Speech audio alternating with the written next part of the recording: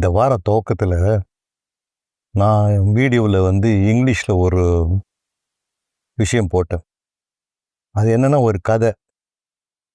சைனாவில் நம்மெல்லாம் கேள்விப்பட்டிருக்கோம் ஜென் புத்திசம்ட்டு. ஜென் ரொம்ப ஆழமான ஒரு ஆன்மீக ப்ராக்டிஸ் அது. இது அதோடைய பவரை காமிக்கிறதுக்கு தான் இந்த பர்டிகுலர் ஸ்டோரி. ஒரு பெரிய மலைப்பிரதேசம், அங்கே ஒரு பள்ளத்தாக்கு இருக்குது. பள்ளத்தாக்கில் நிறைய கிராமங்கள் இருக்குது. அங்கேருந்து இந்த கிராமத்துக்கு வர்ற வழியில் ஒரு சின்ன குடிசை. அந்த குடிசையில் ஒரு வயசான லேடி இருக்காங்க. அவங்க ஒரு தனியாக வாழ்ந்துட்டுருக்காங்க. யார் யார் அந்த பக்கம் வராங்களோ அவங்களுக்கெல்லாம் உபசரித்து டீ கொடுத்து அது மாதிரி கவனிச்சுக்குவாங்க. அப்படி இருக்கும்போது ஒரு Buddhist monk, Zen Buddhist monk, அவர் என்ன பண்ணார், அந்த பக்கம் வந்துட்டு இருந்தார். சின்ன பையன். இந்த பள்ளத்தாக்கையும் இந்த மலையும் பார்த்தீங்கன்னா நிறைய பனிமூட்டங்கள் இருக்கும். அதனால் அது பாதியே தெரியாது. இவர் வந்தப்போ பனி ஜாஸ்தி வந்துடுச்சு. அதனால் அவர் இந்த வீட்டில் தங்கிட்டு போகலான்னு சொல்லிட்டு அந்த அம்மாகிட்ட கேட்குறாரு. சரி பண்ணு, வாங்க தனி. எலக்ட்ரிசிட்டிலாம் இல்லை, அதெல்லாம் கிடையாது. தங்கிங்க சொல்கிறாங்க. அப்போ பார்க்குறாரு, பேசுகிறாரு. அப்போ சொல்கிறாங்க, இந்த மாதிரி இந்த கிராமங்களுக்குள்ளார நிறைய சண்டை சச்சரவுலாம் இருக்குது. இந்த பனியை விட அங்கே மூடுதல் உறவுகளில் நிறைய தடங்கள் இருக்குது அப்படி சொல்லிட்டு இருக்கும்போது, அப்போ அதுக்கு என்ன பண்ணலாம், நானும் கேள்விப்பட்டேன் அப்படின்னாரு இவர். அப்போ அந்த அம்மா சொல்கிறாங்க, ஒன்றும் இல்லை பாருங்க, நான் ஒரு சின்ன ஒர்க் இருக்குது, நான் போய் உள்ளார அதை செஞ்சுட்டு வரேன் அப்படி சொல்லிட்டு போய் ஒரு சின்ன விளக்கு, இந்த பேம்பு லேண்டன் சொல்கிறது, அதை கொளுத்தி வச்சு வெளியே கொண்டாந்து மாட்டுறாங்க வெளியில். பனிமூட்டம்ன்றது நம்மளுக்கு வெளிச்சத்தை மறைச்சிருது. அதே மாதிரி தான் நமக்கு உறவுகளில் இந்த பனிமூட்டம் சொல்லும்போது என்னத்தினால இது மறைபடுதுன்னா, நமக்குள்ளார பேச்சுவார்த்தை இல்லாமல் போகிறது, ஒருத்தரை பற்றி தெரியாமல் போகிறது, ஒருத்தரை பற்றி இன்னொருத்தர் அனாவசியமாக பேசுறது, நம்ம எடை போடுறது, இது மாதிரிலாம் நிறைய விஷயங்கள் நடக்குது. அதனால் என்னுடைய சின்ன விளக்கு இங்கே இருக்குல்ல, அது ஒரு அடையாளம்.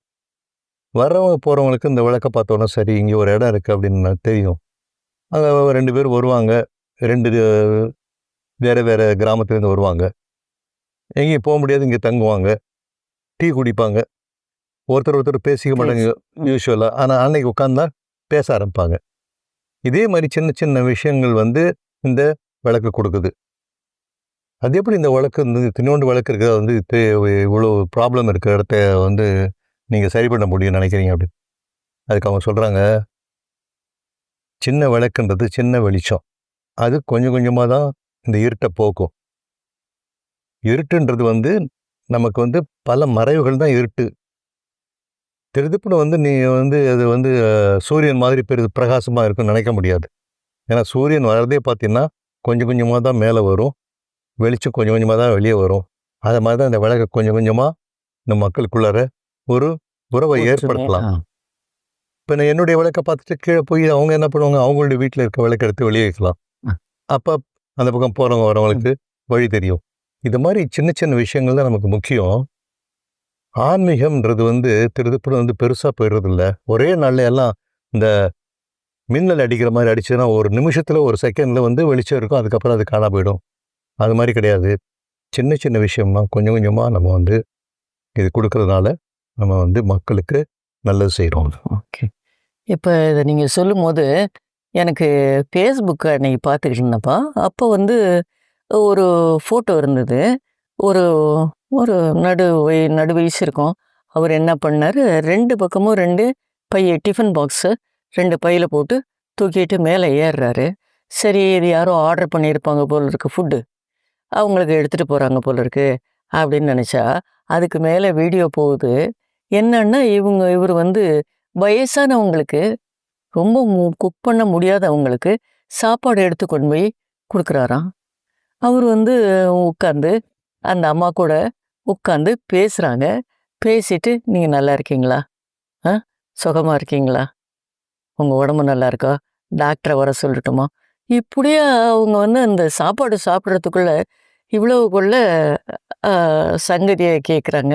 கரெக்ட் தான். என்ன ஒரு அழகான விஷயம் இதில என்னன்னா, இவங்களும், இவங்க ஒய்ஃபும் சேர்ந்து ஒரு 10, 15 பேருக்கு அந்த பக்கத்தில, அந்த பகுதியில இருக்கவங்களுக்கு, முடியாதவங்களுக்கு சாப்பாடு பண்ணி குடுக்குறாங்கப்பா. ம். சாப்பாடு பண்ணி குடுக்குறாங்கன்னா, அது பைசா குடுத்து இல்ல. முடியாதவங்களுக்கு முடியாது. ஆமா. பைசா குடுக்குறாங்க. இது வந்து அவங்க சொல்றாங்க, "இது எங்களால முடிஞ்சது." அங்க இருக்கவங்க என்ன வந்து, "நீ மகனாட்டம் இருக்க." அப்படின்னு சொல்லும்போது, எனக்கு அப்படியே என்னமோ கடவுளே வந்து எங்குள்ள இறங்குன மாதிரியா கரெக்ட் தான். இருக்கு. அப்படிங்கிறாரு. இது ஒரு சின்ன விஷயம். யாராச்சும் உதவி பண்ணா பண்ணுங்க. உதவி பண்ணாட்டினாலும் நானும், என் ஒய்ஃபும் பண்ண முடியும் இது. அப்படின்னு. அதான் அ, எனக்கு இப்ப மத்தியாசனம் சொன்னது ஞாபகம் வருது. ம். ராஜா, உலகத்திலேயே பெரிய நோய் எது தெரியுமா அப்படின்னா? தனிமை. தனிமை. தனிமைன்றது வந்து நம்ம வந்து ஒருத்தர் பேசாம, ஏதோ ஒரு சின்ன மனஸ்தாபம் இருக்கும். உடனே பேச வேணாம். இது இப்ப ரொம்ப சாதாரணமா சாதாரணமா போயிடுச்சு. ஆயிடுச்சுப்பா. ம். உறவுகள முறிச்சுக்கிறதுன்றது வந்து ஈஸி. அந்த உறவுகள திருப்பி கொண்டு வரது எவ்வளோ கஷ்டம். கஷ்டம். அதனால இன்னைக்கு எல்லாரும் இந்த ஒரு நல்ல விஷயத்த நம்ம ஷேர் பண்றோம். எல்லாத்தோடையும் பழகுங்க. ஆனா, அந்த பழகுறது வந்து எப்படி வந்து அவங்களுக்கு நன்மை கொடுக்கும். நமக்கு நன்மையா இருக்கணும். இதுதான் முக்கியம். ம். இந்த வாரம் நீங்க யார் யாரு பிறந்த நாளை கொண்டாடுறீங்களோ, திருமண நாளை கொண்டாடுறீங்களோ, உங்க பிள்ளைங்க பிறந்த நாளை கொண்டாடுதுகளோ, திருமண நாளை கொண்டாடுதுகளோ, உங்க வீட்ல நல்ல விஷயங்கள் எதுவும் நடக்குதோ, அதுக்கு எல்லாமே நல்லா இருக்கணும் அப்படின்னு நாங்க 2 பேரும் வேண்டுறோம், வாழ்த்துறோம். அதே சமயம் நம்ம நெறைய பேரு உடம்பு சரியில்லாம இருப்போம். தனிமையில வாடுவோம். மனத்தளவுல ரொம்ப காயப்பட்டிருப்போம். இவங்க எல்லாருக்கும் நம்ம எல்லாரும் சேர்ந்து வேண்டுவோம், வாழ்த்துவோம். அவங்களுக்கு சக்தியும், பலனும் கட்டாயம் கிடைக்கும். அடுத்த வாரம் பார்ப்போமா? அடுத்த வாரம் பார்க்கலாமா? ஓகே.